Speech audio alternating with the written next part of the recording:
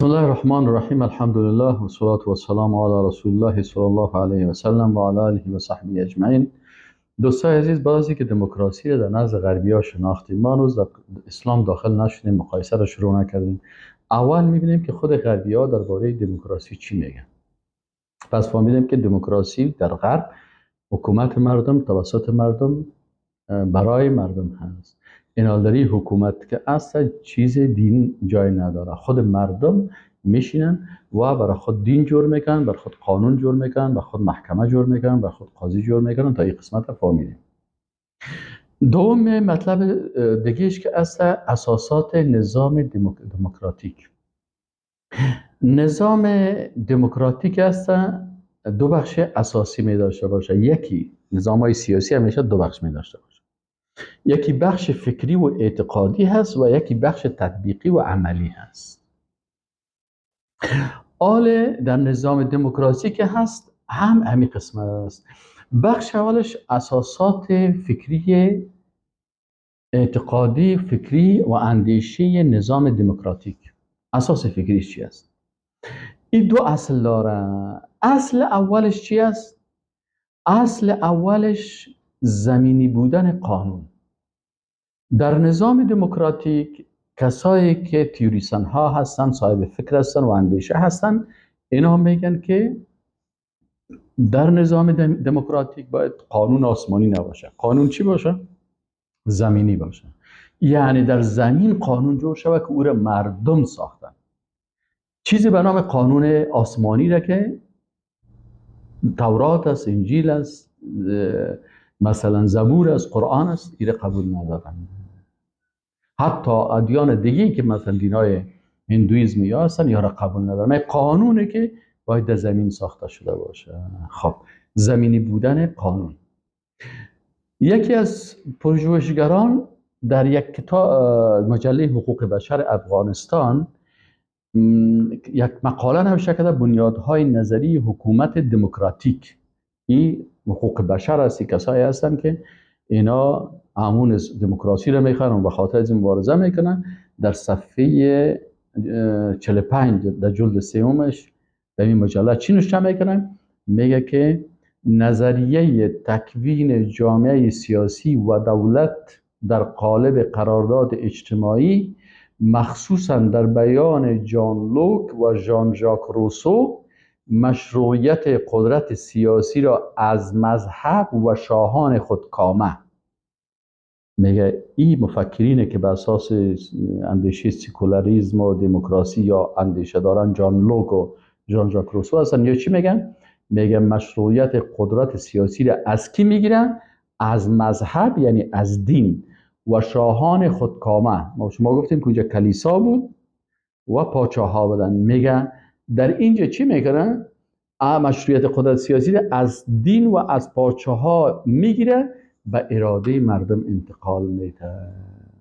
از اونا میگیرن. دیگه دین حق نداره، دیگه پادشاه حق نداره، خود مردم، جمهور مردم جور میکنن. پس این یکی از اساسات دموکراسی است.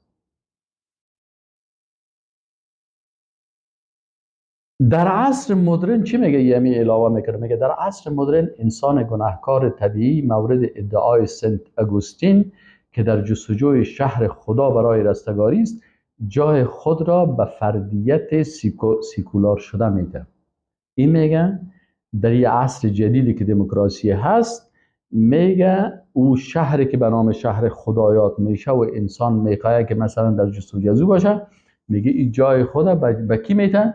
به یک شخص سیکولار شده میدهد که محور عالم است و توانسته با سرنگونی بت‌های ذهنی بیکن ادعای تسخیر طبیعت و سروری به آن را فریاد کنه. یا میگه ما خودمون طبیعت تسخیر میکنیم. این فرد سیکولار و همزادش عقل استدلالگر جزئی نگر به تولد انسان نوین می انجامد که نفی تکلیف و ادعای حق میکند. دیگر تکلیف و مکلفیت نیست که از آسمان بر تو حکم میگه بیاید. مشروعیت فرد سیاسی را از آسمان ها به زمین آورد. اینمی مشروعیت، اینمی شخص که مشروع است، از این از آسمان پایین میکنیم. کی مستحق از این چوکی است؟ کی مستحق قانون سازی است؟ اینه میگن از آسمان پایین میکنن به زمین آوردن، انسان را اصل قرار میدهد. انسان چی قرار میدن؟ اصل قرار میده. مدعی برخورداری او از حقوق ذاتی و طبیعی می شود و به این قسم ای تشریح کرده میره و بسیار طویل است. خلاصه اصل اول از اینا چی هست؟ زمین ساختن قانون. خب اصل دومش چی هست؟ اصل دومش چی هست؟ در دموکراسی عدم موجودیت معیار مطلق. چی معنا عدم موجودیت معیار مطلق؟ باید علمایی که در این راستا بحث میکنن این نقاط بفهمن. دموکراسی اصل اولش است که قانون باید چی باشه؟ زمینی باشه. پس چیزی به نام قانون آسمانی در دموکراسی نیست. دو، از نگاه اخلاقی میگم معیار مطلق وجود نداره. معیار مطلق چی معنی؟ یعنی پیش ما و شما معیار مطلق چی است؟ مثلا ما و شما قرآن معیار مطلق بیان کرده که زنا حرام است، شراب حرام است، برهنگی حرام است، بی‌حجابی حرام است، بی‌ستری حرام است. متوجه هستید؟ ازدواج با جنس موافق حرام است. اینا چی میگن؟ میگه عدم موجودیت، میگه معیار مطلق نیست. هر کس خودش معیار نسبی هست. مردم میشینن میبینن که چی خوب است. چیز مطلق وجود نداره. اگر مردم کلشان شیشتن و گفتن زنا خوب چیز است، پارلمان فیصله کرد بنابراین در این مملکت قانون است، میتونه مردم زنا بکنن با اختیار خود. شراب گفت که حلال است میکنن. اگر گفت که مثلا دو مرد با هم ازدواج بکنن، زن هیچ دور شوه، خلاص. عدم موجودیت معیار مطلق. مؤلف آموزش دانش سیاسی چی میگن؟ میگه از سوی دیگر از نظر اخلاقی دموکراسی بر اصل نسبیت ارزش‌ها استوار است. میگه دموکراسی ارزش‌ها را نسبی فکر میکنه. یعنی هیچ گونه معیار مطلق برای تعیین سلسله مراتب ارزش‌ها در کار نیست. نتیجه این نگرش انکار عینیت هر گونه حقیقت اخلاقی است. یعنی میگه اخلاق نسبی هست. برای تو حجاب اخلاق است، برای من به حجابی. برای تو لباس داشتن اخلاق است، برای من به لباسی. از این خاطر من اخلاق من به لباسی است. من تو برهنه در سرک میگردم میگم اینم اخلاق است. چرا؟ میگه در دموکراسی نمی قسم است که معیار مطلق وجود نداره. تو که میگی لباس اخلاق است، تو بپوش لباست. من میگم که به لباسی چیز کتما غرض نگی. کتما میگه غرض نگی. یعنی هیچ گونه معیار مطلق برای تعیین سلسله مراتب ارزش‌ها در کار نیست. نتیجه این نگرش انکار عینیت هر گونه حقیقت اخلاقی، زیرا به اعتقاد به مفاهیم اخلاقی مطلق سلطه سیاسی سنتی همچنان برقرار خواهد ماند. میگه اگه ما بگوییم که نه لباس خوب است و حجاب خوب است و شراب خوب نیست و زنا خوب نیست و این چیزها را ما هم جنسگرایی را بگیم خوب نیست، این نیست، پس میگه پس چی میمونه؟ میگم سلطه سیاسی سنتی قدیمی میگم این میمونه. ما حال مدرن هستیم. باز چی شد قانون نو جدید؟ از این خاطر میگن و اصل درست نظری اکثریت مردم که ممکن است برخلاف اصول اخلاقی قدیم باشن مقبول نخواهد بود. اینه میگه اگه ما او را بگوییم باز چی میشه؟ اکثریت مردم شاید امو اخلاق قدیم قبول ندارن. پس دموکراسی نشد دیگه. از این خاطر میگه ما در دموکراسی میگیم که اخلاق نسبی هست.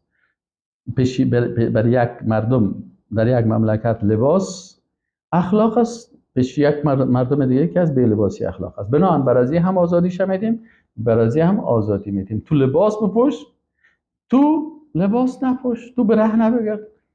و هم حق خود داره یا هم حق داره. دموکراسی برای اردوش حق میده. اما چیز ثابت وجود نداره. چرا وجود نداره؟ به خاطر که اینا قانون آسمانی را قبول نداره. وقتی که قانون آسمانی را قبول نداشتی در زمین کس یکی برهنگی خوش داره، یکی لباس خوش داره. کلگی یک قسم نیست. پس بر هر دوش ما وقت میدیم. یکی ازدواج با جنس مخالف دوست داره، یک پسر میخیزه با یک دختر ازدواج میکنه، یک کسی میخیزه یک مرد است میگه نه من با این خانم ازدواج نمیکنم، میرم با یک مرد ازدواج میکنم. پس قانون هم میخواستم برش میسازیم، اما او دل تو رو میکنی دل تیره میکنی. چرا؟ به خاطر از اینکه دموکراسی این صلاحیت میده، چون قانون از آسمان به زمین پایین شده و به دست مردم، و مردم طبیعت‌های مختلف دارن.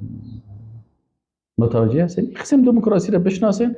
باز اگر میخواین که باز قبول هم بکنین، این تو فامیله کافر شوین، نافام کافر نشین که باز تمام روز جنجال باشه که عذر بالجهل بر خود پیدا نکنین. بفهمین که این کل چیز واقعیت ها گفته شده، حالا کس جاهل نیست. خب بخش سوم دموکراسی چی است؟ در بخش تطبیقی. اینا دو تا اندیشه دموکراسی بود، زمینی بودن قانون و عدم موجودیت معیار مطلق. دو تا دیگه هست که او چی هستن؟ بخش تطبیقی دموکراسی است. این بخش تطبیقی دموکراسی چی است؟ اولش آزادی ها هست. در دموکراسی چی است؟ آزادی های مختلف است، لکن آزادی که در دموکراسی هست با دیگه آزادی هایی که پیش شماست مگه فرق میکنم. آزادی دموکراسی اول آزادی گفتار است، یعنی هر کس هر چی میخواه چی کنه بگویه.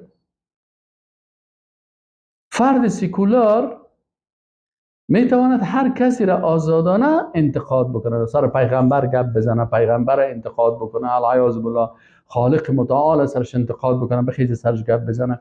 اینی میگه ای آزادی بیان هست. ای چوکات نیست، ای آداب و ترتیب مجو، هرچی میخواه دل تنگت بگو. این دموکراسی هست. این دموکراسی میگه اینمی قانونش است. آزادی بیان، اگر پیغمبر را داشت نام میده از آزادی خود استفاده کردن.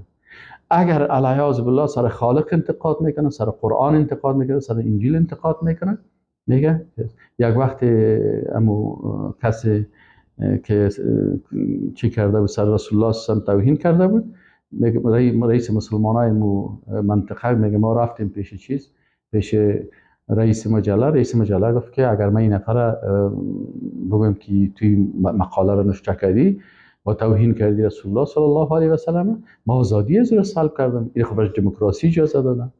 میگه رفتیم پیش وزارت اطلاعات و کلتور، میگه گفت که بله ما هم به خاطر ازی در دنمارک قانون دموکراسی هست و ای از حق دموکراسی خود استفاده کرده، این حق برش دموکراسی داده. میگه حتی پیش صدراعظمش رفتیم، صدراعظمش هم امیگه گفت که اینمی از حق دموکراسی کرده، ما اگر بخیزیم این چیز بگوییم در حقیقت ما عقیده خود، باور خود، ایمان خود نقض کردیم که او عبارت از آزادی بیان است در دموکراسی.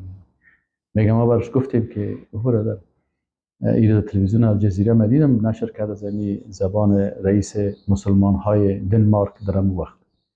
میگه وقتی که صدراعظم گفتیم که نال این کار شما که کردین، شاید مثلا کشورهای عربی که شما قطع بکنن، مسلمان ها بسیاری کسا روابط خود که شما روابط تجاری خود قطع بکنن، شاید شما 1 میلیارد 2 میلیارد تاوان بکنید.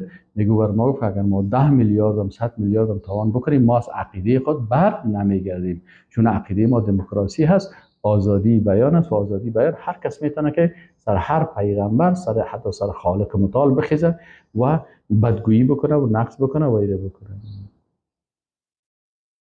دوم آزادی عمل کرده است. آزادی عمل چی هست؟ در اینجا میگه هر کس در اعمال خودش چی هست؟ آزاد است. یک کسی ازدواج میکنه، یک کسی ازدواج نمیکنه، یک کسی با حیوان ازدواج میکنه، یک کسی با همجنس خود ازدواج میکنه. دموکراسی کلش برات اجازه میده. دیگه آزادی دین است. یک نفر میتونه که دین اسلام قبول بکنه، صبح مسلمان شود، بیشین یهود شود، دیگر بره نصرانی شود، خفتن برکت اون دوها بتا را پرستش بکنه. این میگه آزادی دین است. ما در دین کس غرض نداریم. در دموکراسی هر کس هر چیزی که میخواد بره بیره و بکنه. آزادی جنس است. با هر کسی که ازدواج میکنه و هر قسم عملیه جنسی را میکنه به سن قانونی به شرطی که رسیده باشه. دیگه آزادی اقتصاد است. آزادی اقتصاد همینمی هست که اون بازار آزاد است که در بازار آزاد شراب فروشی هست، قمار هست، سایت های زنا هست. بسیاری کسا از طریق زنا پیسه پیدا میکنن، بعضی کسا از طریق قمار پیسه پیدا میکنن، شراب فروشی میکنن، بانک های سودی است. این کلش دموکراسی حلال است و مربوط به اقتصاد آزاد میشه. و پنجمش انتخابات است. انتخابات هم به این معنا که در این انتخابات اگر یک رقاص هم میخیزه و خود پیش میکنه من حیث رهبر، در دموکراسی درست است. و بین یک عالم و بین یک رقاصه و بین یک دزد و بین یک قمارباز و بین هیچ تفاوت نیست. هر کس اونم یک رای داره که در صندوق میره میپرده. این هست نظام چیز. پس اینی شد 4 اصل دموکراسی. و السلام علیکم و رحمت الله و برکاته. منتظر حلقه 3 باشید.